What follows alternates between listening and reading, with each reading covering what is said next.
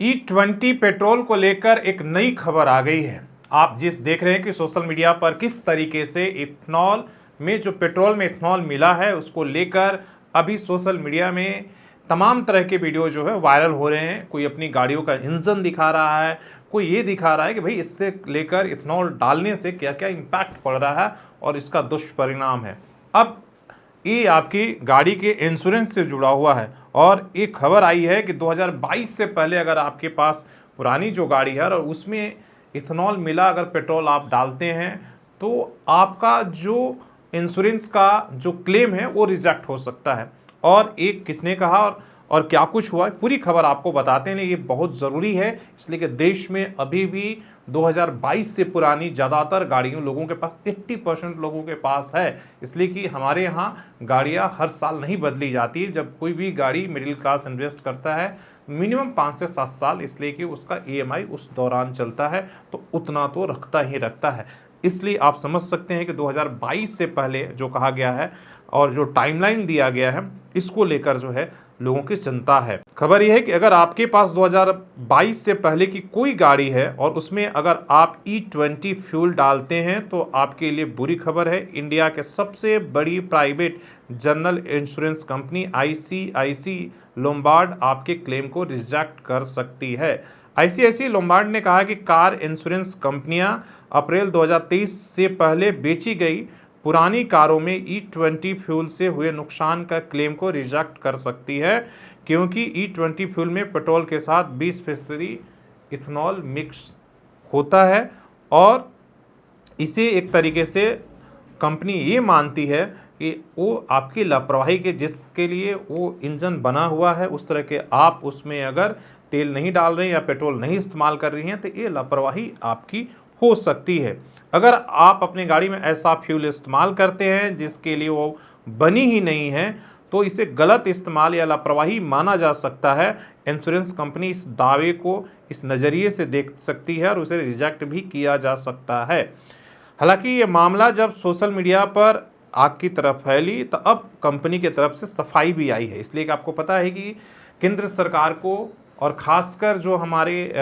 आपके नितिन गडकरी केंद्रीय मंत्रालय हैं वो इथेनॉल को लेकर इतना पॉजिटिव हैं और इतने ज़्यादा एग्रेसिव हैं कि कोई भी अगर उसके खिलाफ अगर नकारात्मक खबरें आती हैं तो तुरंत उसका सफाई भी आ जाता है। और इसी से जोड़कर कि जैसे ही सोशल मीडिया पर ये बात आग की तरफ फैली कि ICICI लोम्बार्ड ने ऐसा कहा, अब तुरंत जो है एक तरह से सफाई भी आई है कि कंपनी ने ऐसा कुछ नहीं कहा है, लेकिन ये बात कही गई है। आगे कहा गया ICICI लोम्बार्ड का ये बयान ऐसे समय में आया है जब गाड़ी मालिकों ने सोशल मीडिया पर इथेनॉल को लेकर अपनी चिंताएं जाहिर कर रहे हैं और जो दिक्कतें आ रही हैं उसको शेयर किया जा रहा है। 2 पहिया हो या 4 पहिया, दोनों की तरफ से जो दिक्कतें आ रही हैं इंजन में वो बताया जा रहा है कि कैसे उनका माइलेज पहले 20 की वो 15 हो गई, 15 वाली 10 पर आ गई है, माइलेज घटा है अलग और इंजन पर इसका धीरे धीरे जो है वो फर्क पड़ा है और इससे उनका नुकसान हो रहा है। तो इथेनॉल को लेकर एक तरफ जो सरकार जो है लगातार सवालों के घेरे में है, कस्टमर जो है सोशल मीडिया पर अपने दुख परेशानी को साझा कर रहे हैं और दूसरी तरफ सरकार जो है E10 से 20 से अब 30 पेट्रोल में मिलाना अनिवार्य कर दिया। और दूसरी तरफ आपने देखा है कि कुछ दिन पहले ही 24 घंटा पहले ही जो हमारे केंद्रीय मंत्री नितिन गडकरी हैं उन्होंने कहा कि अभी 100% इथेनॉल से फ्यूल से गाड़ियां चलेंगी और इसके लिए हमने अपने जो है फाइल साइन कर दिया, मतलब वो कानून बनने वाला है। तो दूसरी तरफ आप देख रहे हैं कि लगातार आलोचनाएं हो रही हैं और लगातार ये सारी बातें आ रही हैं, लोगों का नुकसान एक तरफ, लेकिन दूसरी तरफ सरकार है कि हर हाल में इथेनॉल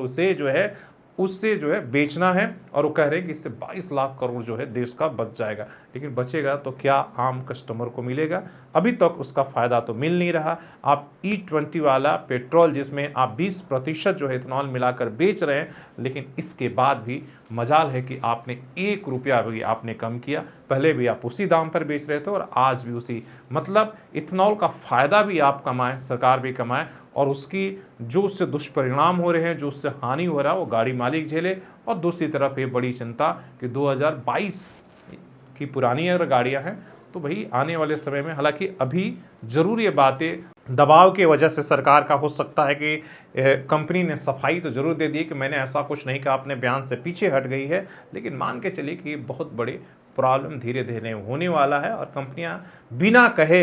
एक तरफ वो कागज़ों में कहती रहेंगी कि देखिए हमने कोई जो है इंश्योरेंस या क्लेम देने से मना नहीं किया, लेकिन किसी ना किसी बहाने से उन्हें पीछे हटने में टाइम नहीं लगेगा। आप देख रहे हैं कि जब इंश्योरेंस बेचना होता है, हेल्थ इंश्योरेंस हो या गाड़ी का इंश्योरेंस हो, तो उस समय बहुत सारे क्लेम किया जाता है, लेकिन जब आप उससे जब दावा करते हैं या जब आप क्लेम करते हैं तो कैसे किसी न किंतु परंतु लगाकर, क्लॉज लगाकर वो पीछे हट जाती हैं और आम कस्टमर कुछ नहीं करता, उसके पास कोई ऑप्शन ही नहीं है क्योंकि कंपनियों के साथ सरकार मिली हुई है। तो E20 से जुड़ी हुई तमाम खबर आप तक पहुंचाने की कोशिश कर रहे हैं। आपका भी अगर इससे कोई जानकारी हो, इन्फॉर्मेशन हो, कमेंट हो, आप ज़रूर करके बताइए। धन्यवाद।